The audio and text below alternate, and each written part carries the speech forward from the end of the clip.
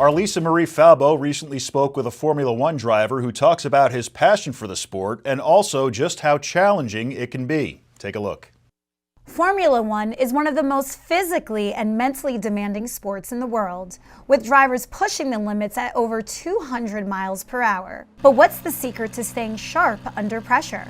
We sat down with Dylan Medler, who shared how his mindset training has given him the competitive edge and how his time in New Jersey and New York has played a role in his journey. My biggest shift in mental resilience was really when I started racing in Europe this past year.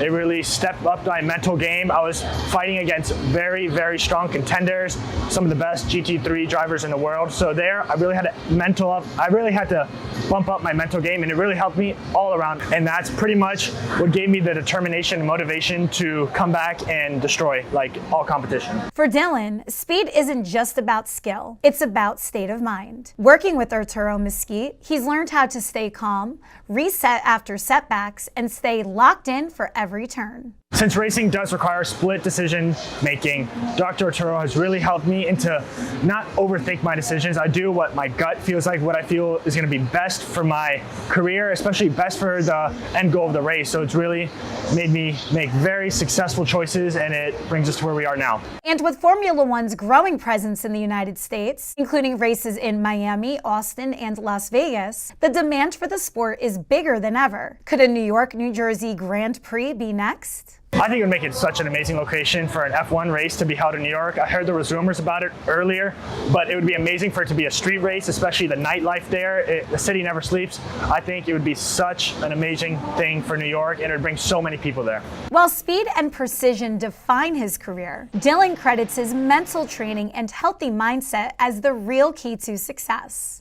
So yes, the nervous system is really where it all is. If it's all working together, you're in top performance. If it's not, you can have some little malfunctions in a sense. Mental game and the nervous system is such an important role in it. Once you start, you're never going to want to come back. It really helps you improve not only your profession, but your entire life. Whether it's on the track or in life, a winning mindset is what sets the best apart. And as Formula One's popularity in the U.S. continues to grow, drivers like Dylan Medler are proving that success isn't just about speed, it's about mental strength. For ONNJ Jersey, I'm Lisa Marie Falbo. Great story. Head over to ONNJ.com for the latest news and sports anytime.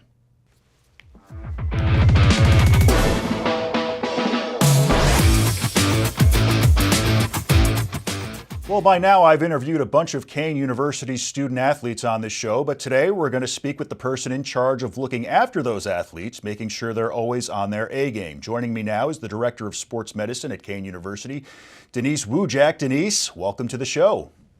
Thanks, Mike. Good morning. Good morning. Pleasure to have you. So let me ask you this. When did you know you wanted to get into a field where you could ultimately help others? So I hurt my own back in high school, and I'm old, so I didn't have an athletic trainer at my high school when I got hurt. I wound up doing my own rehab and kind of trying to get myself back to sport as quickly as I could. So I kind of knew that's what I wanted to do moving forward. I started out wanting to do physical therapy because I didn't know what athletic training was because I didn't have an athletic trainer.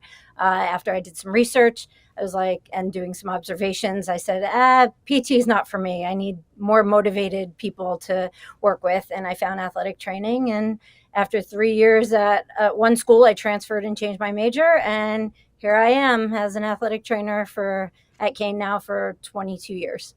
As they say, the rest is history. So obviously it's not just you providing care for these student athletes. You have an entire team you work with. Who are the people on your staff helping you out? So I'm very fortunate. For a Division III university, we have a very large staff. I have great support here at Kean University. So I have a managing assistant director who is my right-hand woman, Brianna Lee. And then I have 3 full-time assistants, Jack Garudo, Jackie Cividanes, and David Amaral.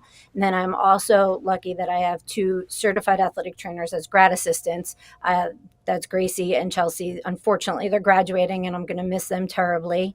And then I have a coordinator of athletic training operations, Jenna Lara.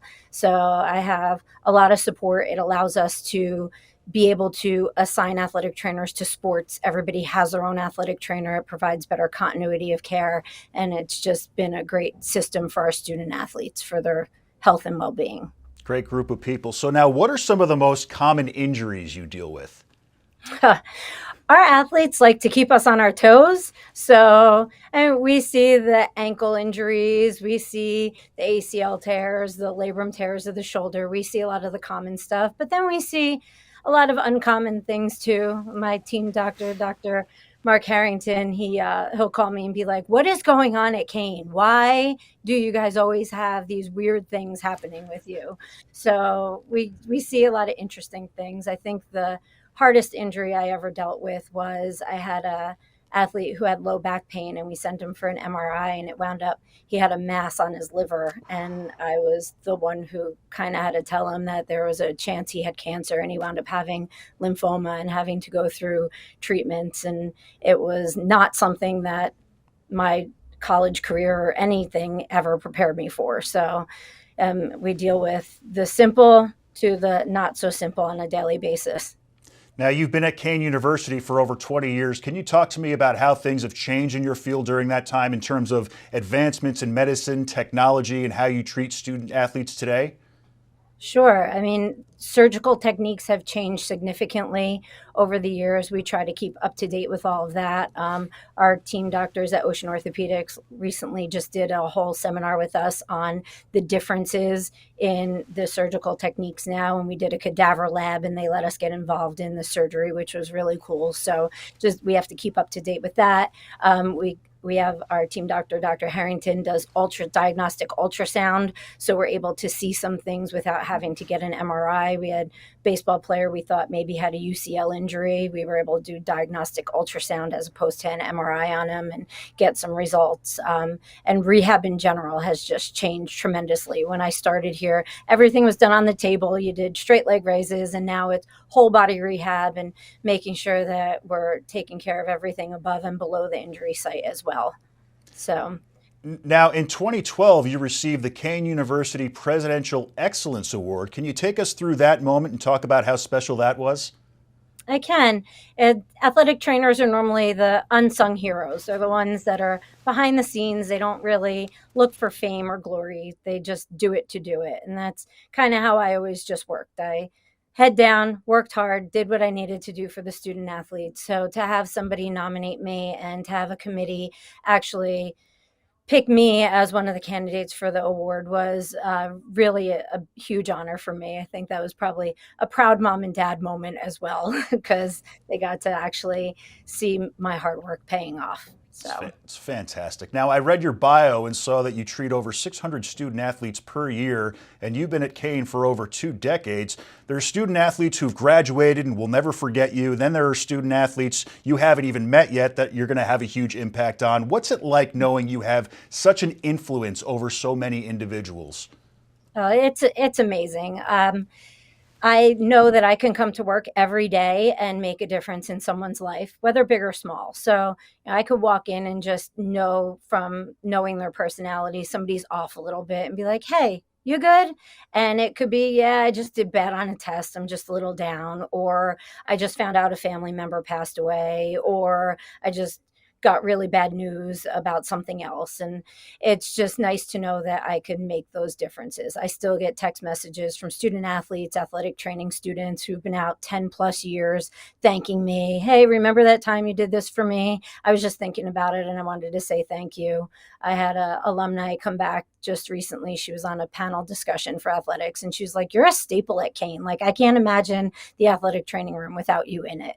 So it's just nice to know that you make those differences for people every day. It is so rewarding. Now, for you to have been working at Kean as long as you have, you obviously love what you do. What makes working at Kean University so special? It's definitely the people. I deal with people all over campus, not just our student athletes. Since COVID and with social media, we deal a lot more with mental health. So I deal a lot more with people on campus regarding that. But really, it's the people I work with. It's the coaches, it's the student athletes, it's the athletic training students, the exercise science students. They just make it worthwhile because I know they grow and I watch them grow and they're like my own kids. So it's just exciting to be here and see them go through stuff, and alumni coming back for alumni days and them coming in to see me, like going out of their way to see me. It's really nice. Denise Wujciak, Director of Sports Medicine at Kean University, thanks so much for taking the time today. Thank you, Mike. I really appreciate it. Of course. Head over to ONNJ.com for the latest news and sports anytime.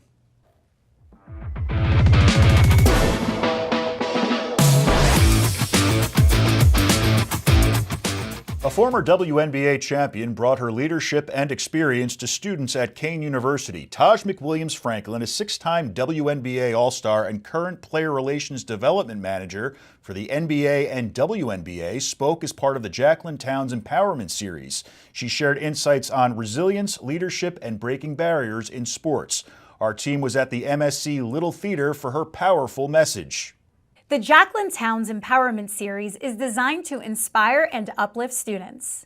Today, Kean University welcomed Taj McWilliams-Franklin, who took the stage to discuss her journey from the WNBA to her current role in player development. The series here at Kean is just an amazing series, so I'm really honored that they asked me to speak here. I'm honored to be part of this celebration with the athletes, but also more than that, to impart the wisdom and the understanding and the knowledge that I have for the Kean athletes. With a career spanning decades in professional basketball and leadership, McWilliams-Franklin is not only reflecting on her experiences, but also connecting with students about their own paths to success. Any advice for someone that wants to work in the sports industry?